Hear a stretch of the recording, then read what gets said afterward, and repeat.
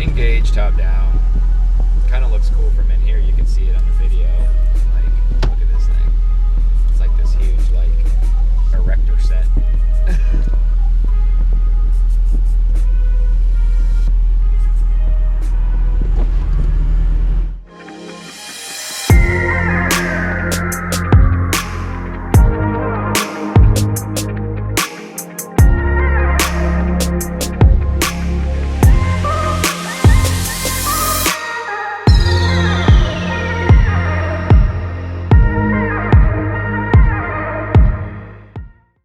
At Suncoast again, dodging the rain.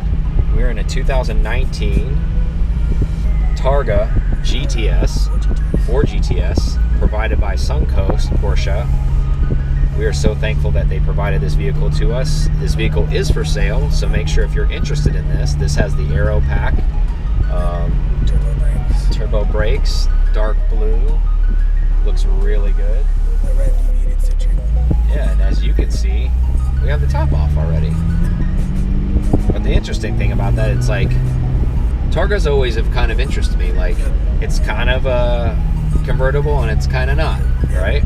So, this will be interesting today. And this is the best Targa you can buy. Yeah, it is. It's the newest. It's the newest, most powerful Targa you can buy. Like, so you can't get a better Targa than this one. Yeah. What do you think about it being all-wheel drive? You know, that doesn't bother me, I guess. I guess I could get over it. I mean, I guess I could see the pros and cons. Like, I guess I could be happy about it and say, okay, well, you know, I could drive this anywhere, right? Anywhere. Like any mountain road. Because Annalina's Crest Highway sometimes gets icy unexpectedly, and, you know, maybe if I decide to go to Newcomb's Ranch and I want to drive this, and it's not going to be a problem, right? I mean, so far, I mean, it's literally the Mac Daddy package. It's carbon fiber everywhere, Alcantara everywhere. What I do like they didn't option, though, is the steering wheel is leather, so that's nice. So at least they weren't trying to front and say like, oh, okay, maybe you'll go on the track with this car. It's a Targa, let's get serious. You're probably not going to go on the track with it. You're going to be driving around in Florida, California, wherever it's warm, with this down, you know, hanging out. But yeah, unfortunately, I think part of the package is, unless you like specifically, yeah, like still on the door handle portion, where the wear point is, where you close it all the time, is basically Alcantara. So it's going to get really worn really fast. So let's do a quick pull since we have a little bit of room here.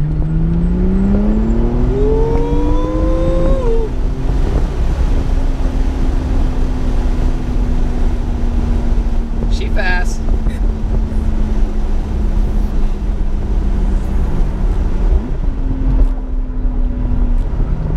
It's actually a little quieter than I thought it'd be. Like cabin-wise or exhaust-wise? Exhaust-wise. It's factory. I mean, car's got 2,000 miles on it.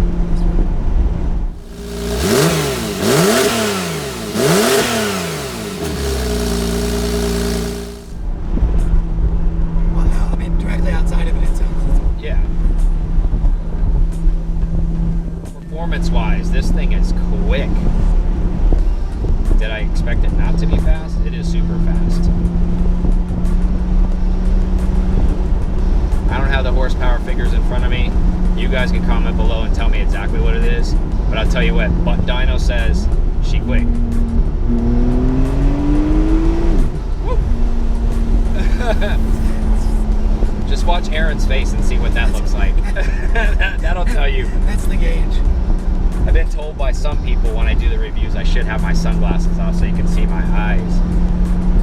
Just to see my own reaction, to be like, ugh. Steel. Blue steel over there. Yeah, always. But I think, what do you think about the way this is optioned as far as with the dark blue, with the black package dark blue on with it? The black roll bar. Yeah. Well, like, yeah, I always like the shadow of the package or whatever it's called. I like the Darth Vader package. Yeah. I don't know that it goes well. I don't think it's contrasty enough for me. I don't know that I want the silver on here. wouldn't say it'd be a bad thing with it being a dark blue. Yeah. So far, seats are well upholstered. You know, like lumbar support's good, holds you in, as you expect on a GTS. Crisp shifts from the PDK, as usual. Infotainment's very simple to use. Yep. I feel, you know, since we haven't done a new 911 yet, like most of the cars we've done new so far, like either a Panamera, you know, or a SUV, or, you know, we did do a 718, but that was a race car. We did a GTS, that wasn't a 911. So we're in the thoroughbred right now, and you know, honestly, compared to like the air-cooled car, it still has the center. Yeah, the center. I still like how they kept that, you know, analog, where it's not digital. I don't feel uncomfortable in here. Like I still feel like a 911 in here. I still feel like, I know we talked about cabin space before, where like maybe there was a lot of space, but I think maybe this center console's so big and comes up so high, it takes away a lot of space, right? Like it makes you feel like it's tighter in here. Yeah, with the high doors. Yeah, like the high belt line.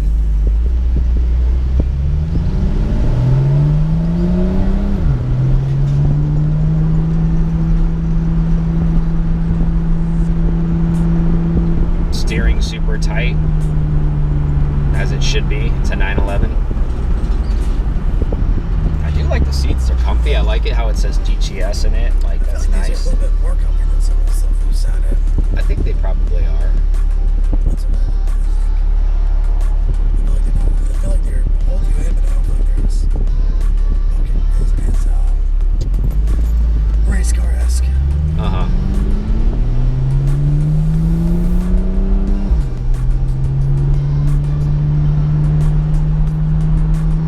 I feel like it's a special car, but if you only had one 911, do you think this could be it? I mean, I don't know, because I feel like, not that it couldn't do track time, but I almost kind of feel like if you own this, you would still long for maybe a track dedicated car. Like this could do almost everything else except maybe track duty, right? I see this being more of the because it's heavier, the vacation style. And it's just mentally, that's where I see it being, is up in the mountains, like you said, or finding a twisted or even road, daily driver, right? It doesn't even have to be an occasion. Like your occasion could be driving to work. This car would do that very well, right? Like you had a crap day at work, put the Targa down, no tunes on, you listen to the exhaust, you know. I think that makes a lot of sense. Initial impressions of the weight of the car. Do you feel like does it feel any?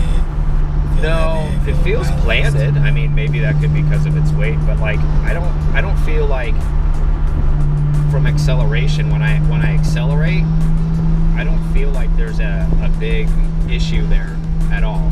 As far as like, oh my God, you know, it's a heavy car, let's get this thing moving. It doesn't feel that way at all.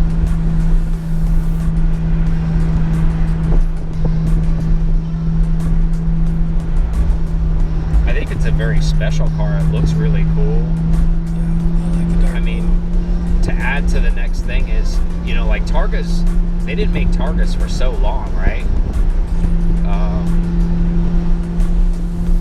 I think there was there a 997 Targa? Yeah, 997 Targa. 996 Targa. They make Targas. No, I know, and then it kind of dropped off though. Yep.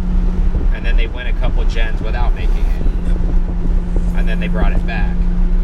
Now, and that's where and you're right, and that's where I was going with it, because a lot of them were glass roofs. The last true Targa was actually a 964 Targa, where the center section, like the traditional style Targa, and then they brought this back. So if you think of it that way, I mean, you're looking at probably 25 years since a real Targa was made, you know, give or take a year or two, like 24 years, like when this thing came back out. I prefer the more traditional Targa as opposed to the glass top Targa where they would slide back. I don't think it's, I mean, I'm sure it's special, but I don't feel like it is as special as this. Yeah, where it's more Targa-esque. Yeah, because everything, that just seems like it's a giant sunroof. Yeah, it kind of gives the panoramic roof effect because that's what it is. With a But it's- hatchback feeling where you can lift up the glass tips.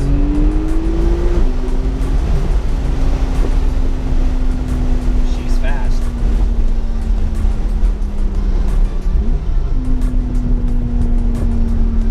She's real fast. 1.5 and then return lift.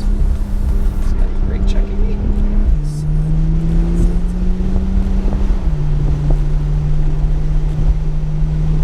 Central, so here. So what are you feeling over there from the passenger seat so far? It's quicker than I thought it'd be, or it feels a lot faster. Sensation of speed is definitely there, right? Suspension's nice and tight. Yep. Again, shifts are nice and crisp.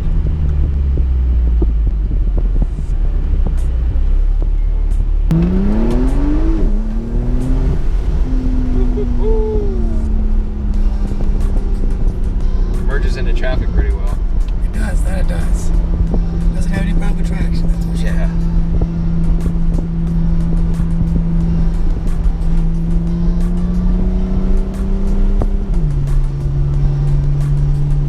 So, what do you think you would ever buy a Targa? Yeah, I think so. I think it does a lot of things right. Sounded Like real the Targa. sure of yourself when you said that. Well, I know I didn't think about it, but I probably would. You're like, I like this style of think Targa. so. That the one I don't have to manually take off the top. Yeah, you mean like compared to the old ones where you don't have to mess with it?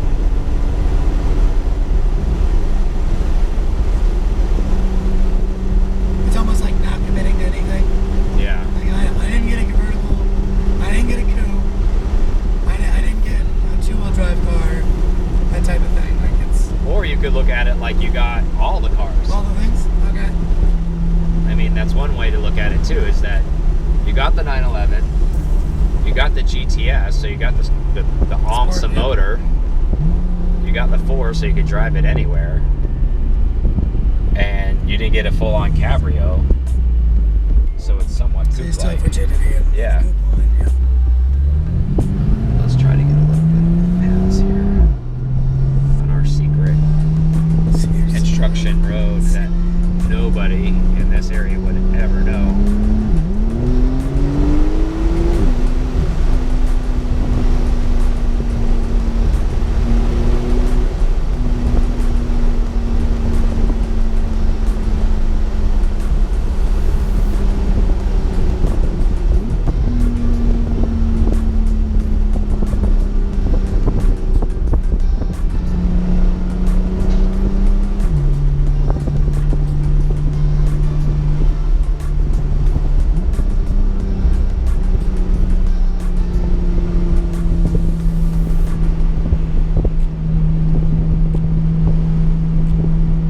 There's nobody. Oh, there is somebody.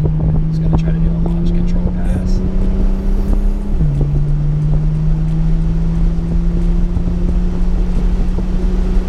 I get one going the other way. There's rain over there. A lot of rain over there. The good thing is we're going down this road here to do what we need to do.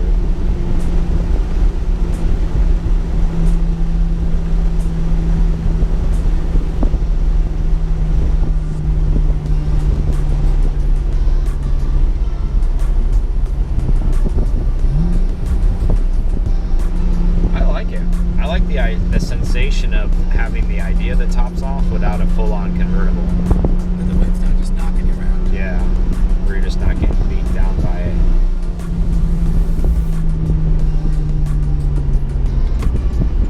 Aaron's turn. In the rain. Yeah, welcome to Florida, guys. Just rains all the freaking time here. At least this time of the year. But we're in a Targa 4, so guess what? It was on auto. Yeah, I just turned it on. Oh, okay. It was off. How was it? I thought it was on auto. Yeah. So at least we're four-wheel drive in the rain. That's a good thing. It's gonna handle well.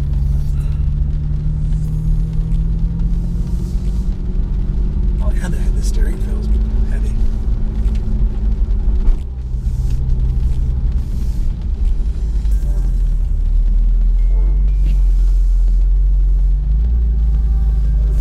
Like already I feel like it's heavier than anything driven since. Well, this is the first new 911 that way. First new 911 we've driven. Is that proper sports car weight then?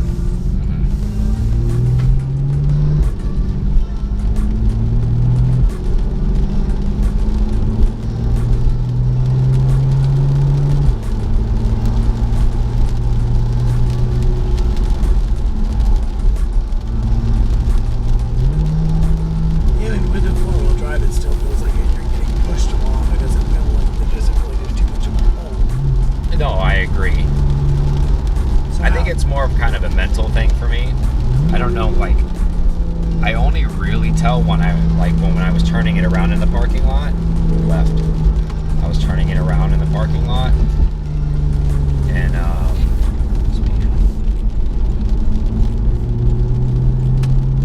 like where you can almost feel it on a four-wheel drive truck. It's like grabbing.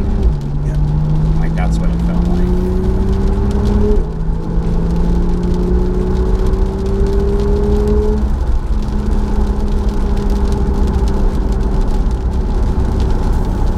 Yeah, I mean, I like it. It's good. It sounds more open, at least. And I just said earlier that I didn't know the horsepower number. I was joking, but I was just wanting to make a point with the butt dyno. It's 450 horsepower. I mean, anybody can look that up. That's fine. But that's not really what this is about, right? Like, of course, it's capable, but it's more about the experience, right? Like when you put the top down, like we kind of had it down for a little bit of the video. It makes the bright sounds, like things like that. So It's got the sounds like the exhaust. More wake on this side. It sounds maybe the driver gets more noises. I don't know. I mean, it definitely would benefit from an aftermarket exhaust to give you a little bit of the sensation of speed, though. But so initial impressions, how do you like the steering wheel? How do you I like like it. seat position? How do you like all that stuff? Steering wheel, I absolutely love the feely steering. That's absolutely love it. Seat position's fine, very in there. Not too, it's firm, but not too soft where I feel like I'm just moving around in it. I think I do like the Targa 4 as much as I can really go with that two-wheel drive. And I like just the agileness that it has. Yeah, I agree. It's a good car.